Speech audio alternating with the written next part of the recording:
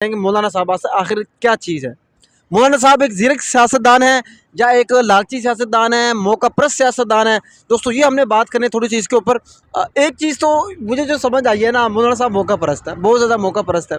अब देख ले, उन्होंने 26वीं आईनी तरमीम जो करवाई है वो किस लिए करवाई है कि हमारी रजिस्ट्रेशन हो जाए किस में जी, वजारत सनत में। हमारे मदारस की रजिस्ट्रेशन हो जाए वजारत सनत में, ना कि वजारत तालीम में। तो ये उनकी बहुत बड़ी डिमांड थी। तो यहाँ मौलाना साहब ने क्या है, वो कहते हैं ना, मौलाना साहब बगैर कुछ लिए दिए जो है ना कुछ बात नहीं मानते। और यही चीज़ जो है ना हुकूमत वाले कह रहे थे हम मौलाना को मना लेंगे मना लेंगे मना लेंगे मना लेंगे। आखिरकार उन्होंने मौलाना साहब को मना लिया था और मना लिया कैसे, उनको पता था मौलाना साहब मान जाएंगे, कुछ देंगे मान जाएंगे।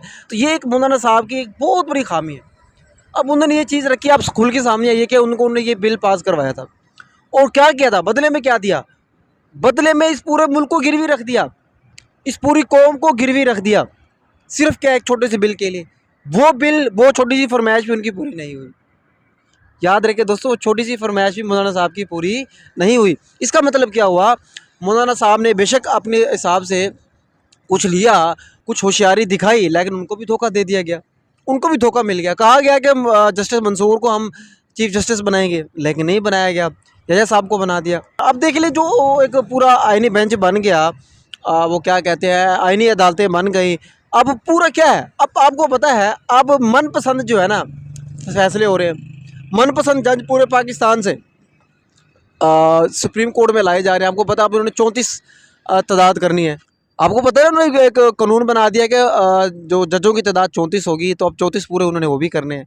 तो बात ये है मेरे भाई, मेरे सोने भाई, तो हमारे देखने वाले भाई, बात यह है कि ये सूरत हाल है कि एक छोटे से एक पाव गोश्त के लिए पूरी भैंस को ज़िबा करवा दिया मौलाना साहब ने।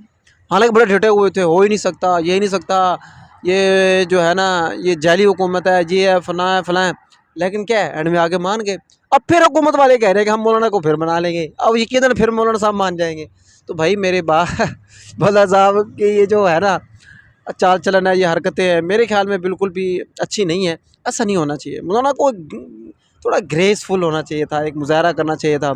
खैर अब उनके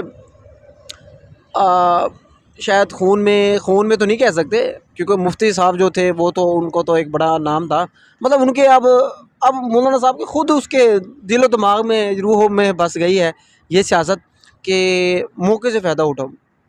उन्होंने कहा था कि हमने सांप में से जो है ना वो जहर निकाल दिया, हमने जहर निकाल दिया उस तरमीम में से वो जहर तो पूरी सरायत कर चुका है। अब देख लें, फौजी अदालतें भी बन चुकी हैं, सब कुछ हो चुका है। अब चाहे जिसको हमारे साथ क्या, पूरी कौम के किसी को साथ कुछ भी कर ले, उठा के ले जाएं, ख़त्म कर दें, उसको कुछ कर दें, लेकिन कोई पूछने वाला नहीं है, आप जाके दरख्वास्त नहीं दे सकते।